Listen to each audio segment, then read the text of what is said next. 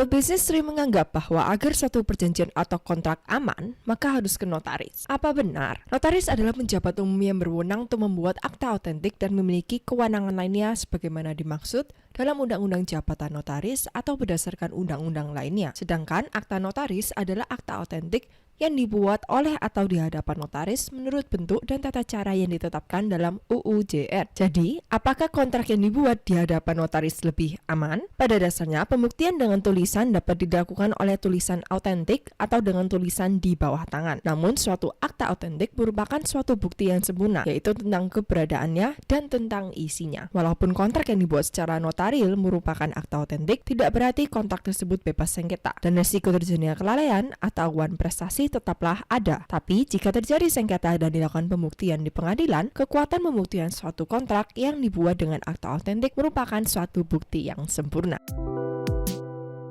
Benarkah jika suatu kontrak atau perjanjian yang dibuat di bawah tangan atau tidak dibuat di hadapan notaris tidak sah secara hukum? Perjanjian atau kontrak adalah suatu perbuatan di mana satu orang atau lebih mengikatkan diri terhadap satu orang lain atau lebih yang syarat keabsahannya adalah kesepakatan, kecakapan, objek atau hal tertentu dan kausa yang diperbolehkan. Walaupun perjanjian yang dibuat di hadapan notaris merupakan akta otentik sehingga mempunyai kekuatan pembuktian yang sempurna, bukan berarti kontrak yang dibuat di bawah tangan tidak mempunyai kekuatan pembuktian. KUH Perdata mengatur bahwa suatu tulisan di bawah tangan yang diakui kebenarannya oleh orang yang dihadapkan kepadanya atau secara hukum dianggap telah dibenarkan olehnya menimbulkan bukti lengkap seperti suatu akta otentik. Tapi tunggu dulu, ada beberapa kontrak atau perjanjian yang wajib dibuat dalam bentuk akta notaris, contohnya akta pendirian badan usaha, jaminan fidusia, perjanjian perkawinan. Oleh karena itu, selama suatu kontrak telah memenuhi syarat keabsahan dan sesuai peraturan yang berlaku, maka tidak wajib dibuat dalam bentuk akta notaris.